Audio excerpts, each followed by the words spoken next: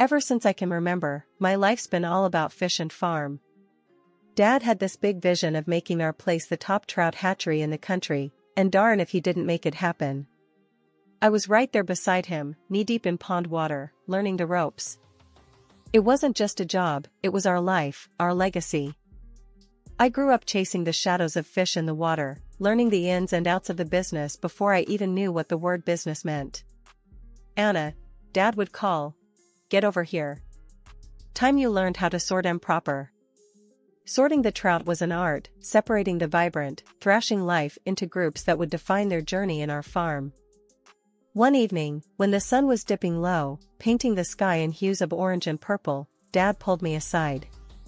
He had that look in his eyes, the one that said he was about to impart wisdom. "Look, kiddo," he started, his voice serious, "I ain't gonna be around forever. He gestured to the expanse of water and land that stretched out before us, "this is gonna be yours. You gotta be ready to take care of it, expand it, make it something even bigger." I remember laughing it off then. "Come on, Dad. You're gonna outlive us all," I joked, not wanting to think about a world without him. He just shook his head, his eyes softening. "Just promise me, Anna. Promise me you'll keep this place alive, make it thrive." Then, when I hit 25, cancer took Dad away. It hit us like a ton of bricks. Mom, she just couldn't handle it, got real sick herself. So, there I was, stuck with running the whole shebang. Dad always had big dreams for the place, and I wasn't about to let them die with him. He'd talked about branching out into ornamental fish and even starting up a livestock bit, considering all the land we had. Sounded like a plan, but with Mom sick and the farm needing all hands on deck, my dreams had to take a back seat. I hired a few folks to help out with the heavy lifting. Running a fish farm's no joke. There's the feeding, the cleaning, making sure everything's running smooth. It's a never-ending cycle of work, but someone's gotta do it. Late nights, I'd find myself by the pond, just staring at the water, thinking about Dad. He wanted this life for me, but man, it was tough going it alone. "You got this, girl," he'd say if he could see me now, trying to juggle it all. But those moments of missing him, they couldn't last long. There was always something needing doing. Workers to oversee, fish food to buy, tanks to clean, and not to mention looking after Mom. She was a fighter, but this had knocked her down hard. It wasn't easy, keeping things afloat. But I was determined. Dad had built something amazing here, and I wasn't about to let it sink on my watch. "We're doing this, Dad," I'd whisper to the night air. "I'm not letting your dream die. I'm not one for the glitz and glam, give me muddy boots and Dawn's first light over a fancy dress any day." But when the invite came for that charity dinner, something inside me whispered, why not? Maybe it was the endless days cooped up with fish and feed, or Mom's soft encouragement from her sickbed, her way of saying, "Live a little, honey." So, I swapped my overalls for the only decent dress I owned and stepped into a world so far removed from my own. The dinner was a whirlwind of faces and small talk, a sea of glitter and fake smiles that I navigated with polite nods. Then, out of nowhere, these two brothers, Jake and Chris, crashed into my world.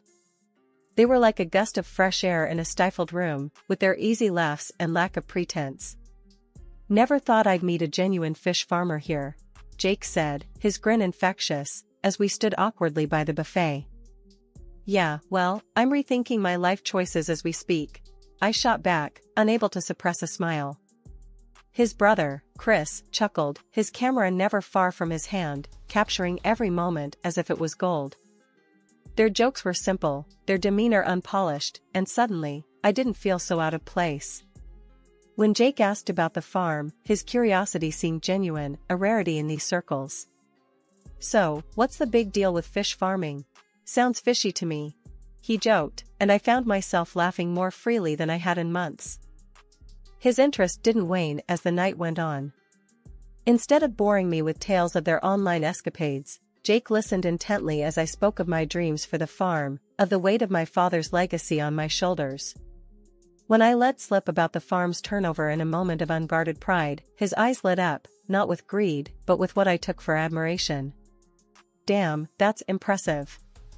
You're doing something right, huh? His words were like a balm, soothing the constant worry that I was failing my family. When he suggested visiting the farm, I surprised myself by agreeing. Watching him and Chris wander through the hatcheries, their laughter bouncing off the water, something in me shifted. Jake's excitement at everything, from the most mundane task to the intricate details of fish breeding, felt like a validation of everything I'd been striving for. You know, I could get used to this, Jake said, his hand brushing mine as we stood watching the sunset over the pond. His voice held a warmth that made my heart skip. It was crazy, all of it, but for the first time in a long while, I felt a spark of something new, something thrilling. Mom, ever the voice of reason, didn't share my enthusiasm. Be careful, dear. Men like him, they don't settle well with our kind of life. It's too real for them, she warned, her voice frail but filled with concern. I wanted to believe her, I did. But Jake's promises, his vows to stand by me, to embrace the farm life, they wove a spell I desperately wanted to cling to. He's different, Mom. He wants this, us, more than anything else, I defended, my voice laced with a hope I hadn't felt since Dad passed. Our wedding was a simple affair, a celebration of love amidst the backdrop of our life's work. Chris filmed it all, his camera capturing the raw, unfiltered joy of two worlds colliding. The farm, with its endless skies and the gentle lull of water, bore witness to our vows. It was perfect, despite the nagging doubt that occasionally whispered, "What if Mom's right?" Life on the farm took a new turn when Jake moved in. Initially, his enthusiasm seemed genuine. He'd wander around with his camera, capturing every mundane task as if it were a spectacle. But as days turned into weeks, the facade began to crumble. "Hey, babe, watch this," he'd call out, gesturing for me to redo a task just so he could get a better angle. It was all for show. The reality hit hard one afternoon as I was knee-deep in pond maintenance, and Jake was nowhere to be found. I spotted him eventually, lounging under the shade of an old oak, phone in hand, lost to the world. Marching over, I couldn't hide my frustration. "Thought you were gonna help today. These ponds don't clean themselves, you know." He looked up, a lazy smile spreading across his face. I am. Just taking a little break. Gotta keep the fans updated, right? It was the same excuse every time. His help was minimal, his interest fleeting unless it served his online persona. Even when he did pitch in, it was half-hearted, his efforts more a hindrance than a help. I remember the first time I tried to teach him about the feed ratios for the trout. "So, you gotta make sure it's precise. Too much and you're wasting feed, too little and they won't grow right," I explained, handing him the scoop. He took it, nodding, but his attention was elsewhere. "Got it. But hey, wouldn't it be cool if we did a dramatic feeding frenzy video? Imagine the views on that." The seriousness of our work, the balance of life in our hands, reduced to mere content for views. It grated on me, but love has a way of painting red flags as mere decorations. My mom, ever the observant one, despite her illness, saw through him from the start. One evening, as I sat by her bedside, she took my hand, her grip surprisingly strong. "That boy, he's not here for the farm, or for you, not really. You see it, don't you?" I wanted to deny it, to defend him, but the word stuck in my throat. Deep down, I knew. Yet, acknowledging it felt like admitting a defeat I wasn't ready to face. After yet another day, where his promise to help turned into hours of him fiddling with his phone, I had enough. "Jake, I really need you to actually help around here. Not just for show," I said, the annoyance clear in my voice as I wiped the sweat from my brow. The farm wasn't a playground, it was hard work, and I was doing it all. He paused, something in his expression shifting. For a moment, I thought maybe he finally got it. "Look, I know I haven't been all hands-on with the farm stuff," he started, his tone surprisingly serious. His eyes flicked to his brother, who was leaning against the barn door, watching us. "But how about I handle the finances, huh? take that load off you?" His brother nodded, almost imperceptibly, but I caught it. A silent conversation seemed to pass between them, one I wasn't privy to. It gave me pause, but the sheer thought of having one less thing on my to-do list was tempting. "You sure you're up for that?"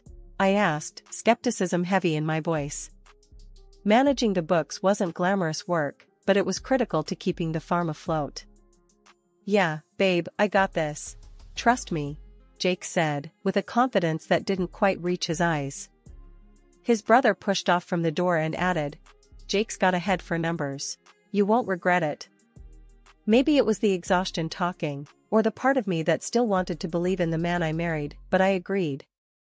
"All right, you take over the finances." "But Jake, this is serious. We can't afford any mistakes." He nodded eagerly, almost too eagerly. "You got it. I'll take care of everything. You won't have to worry about a thing." 6 months into our marriage, Jake hit a rough patch with his vlogging. Views were down, and so was the money. One evening, he dropped the bombshell.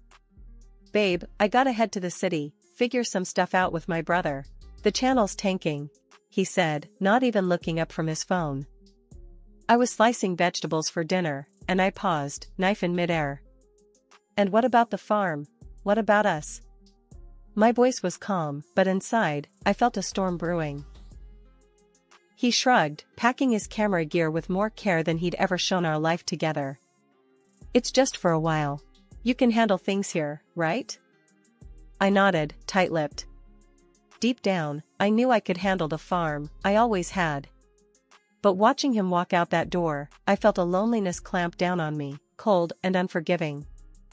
Not 2 weeks later, Mom's health took a nosedive.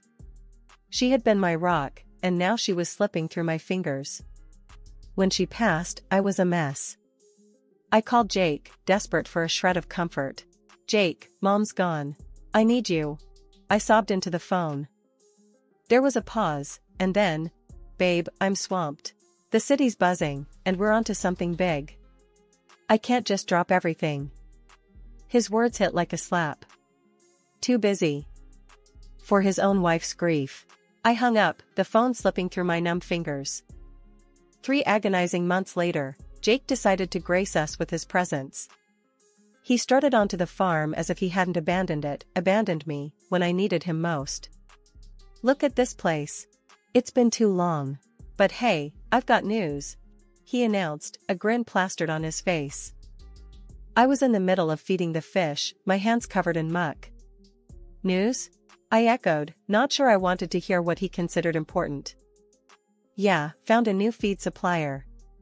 Cheaper, faster growth. We're gonna save a ton," he said, his eyes alight with what I assumed was a rare flicker of responsibility. I straightened up, wiping my hands on my apron. "We don't use chemicals, Jake. You know this.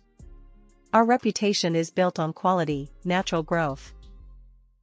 He waved me off, his excitement undimmed. It's just business, babe. We need to think about profits. Besides, I've got even bigger plans." That caught my attention. "Bigger plans?" He nodded, eagerly. "A massive event right here. Celebrities, influencers, the works. It'll put us on the map." I stared at him, disbelief and anger swirling. "An event? With all these people, and fireworks? Do you even understand what that could do to the fish, to the farm?" His face fell into a frown, his patience thinning. "It's decided, all right? It's gonna be epic." I watched, helpless, as the preparations began. Trucks rolled in, carrying equipment that had no place on a farm. Tents sprung up like mushrooms after rain, transforming the land into a foreign spectacle. As the day of the event dawned, the farm no longer felt like my sanctuary. It was invaded, overtaken by strangers with no care for the life we nurtured. The air buzzed with anticipation, a stark contrast to the usual serene mornings. Jake was everywhere, playing the gracious host, while I lingered on the sidelines, watching the chaos unfold. The fish ponds were off limits, but that didn't stop the occasional guest from wandering too close, their curiosity piqued by the very heart of our farm they knew nothing about. As evening approached, the concert began. Music vibrated through the air, an alien sound against the backdrop of nature. I watched from afar, my heart sinking with each beat. Then came the fireworks. Bright, loud, and utterly terrifying. I could only imagine the panic it caused beneath the water's surface, the home to our precious fish, now a battleground of noise and light.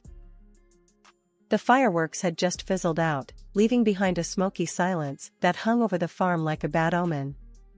I was clearing up some of the mess left by the guests when I heard them, Jake and his brother, huddled together in the shadows, their voices low but charged with excitement. "That was epic, man. Did you see the views rolling in? Our channel's gonna explode after this," Jake boasted, his voice carrying a note of triumph that made my skin crawl. His brother chuckled, a greasy sound that filled the night. "Yeah, those clowns eat it right up. Fools, all of 'em. Easy as pie." I crept closer, hidden by the darkness, my heart pounding in my chest. This was the man I married, speaking so coldly, so calculatingly about the very people who supported him. Then their conversation took a turn, sending shivers down my spine. "So, about the farm," Jake's brother whispered, his voice barely audible. "You think she'll fall for it?" Jake snorted, a sound dripping with contempt. "Of course, she will. She's clueless, a complete fool. Just a little charm, and she'll sign whatever I put in front of her. Might not even have to forge it." They shared a low, conspiratorial laugh, and something in me broke. My mother's warnings, the doubts I'd pushed aside, all came crashing down in that moment. The next evening, at dinner, I faced them both. Jake, with his easy smile and lying eyes, and his brother, the silent accomplice. They exchanged quick glances, thinking I was none the wiser. I smiled back, a mask of complacency over my raging thoughts. "Dinner's great, isn't it? Hope the farm's growing on you, Jake," I said, my voice steady, betraying none of the turmoil inside. "Oh, it is. It's fantastic here, Anna. We're gonna do great things," he replied, reaching for my hand across the table. His touch, once comforting, now felt like a serpent's coil. His brother nodded, adding, "Yeah, we've got big plans. This place has so much potential." I withdrew my hand gently, still smiling. "I'm glad to hear it. I've got some plans of my own, you know. For the farm." They paused, a flicker of unease crossing their faces. "Oh? Like what?" Jake asked, his voice edged with a hint of caution. "Just some ideas I've been toying with. You'll see," I said, keeping my tone light, airy, as if I hadn't just uncovered their betrayal. Right after the dust settled from that fiasco of an event, I knew I had to do something drastic. First stop was the family lawyer, Mr. Davis. His office smelled of leather and old books, a comfort in the chaos. "Mr. Davis, I need to lock down the farm's finances. Jake can't have access anymore," I said, straight to the point. He raised his eyebrows, peering at me over his glasses. "That serious, Anna? All right, let's get the paperwork started." Then, I did something I never thought I'd do. I hired a PI, a guy named Carl, who had a reputation for getting to the bottom of things. A week later, he laid it all out for me. Jake and his brother had been funneling money out of the farm, spending it on their wild ideas and pocketing the rest. My heart sank. I was furious, not just at them, but at myself, for letting it happen. Armed with evidence, I marched to the police station. Handing over the documents, I felt a mix of relief and dread. "They've been stealing from the farm," I told the officer, my voice steady, despite the storm inside. When Jake and his brother got picked up by the cops, Jake had the nerve to call me. "Anna, you gotta bail us out. It's a misunderstanding," he pleaded over the phone. I couldn't help but laugh. "Misunderstanding? I think it's pretty clear. Enjoy your stay," I replied, hanging up with a click. It felt like a weight lifted, but there was still work to do. I decided to go public with the whole mess. If Jake loved the spotlight so much, he was about to get it, just not in the way he wanted. I called up a local TV station and some of Jake's rival bloggers. "Come to the farm. See what his grand plans did," I told them. They came, cameras and all, capturing the aftermath of the event. Dead fish floated in the ponds, victims of the loud explosions and chaos. The smell was awful, a tangible sign of the damage done.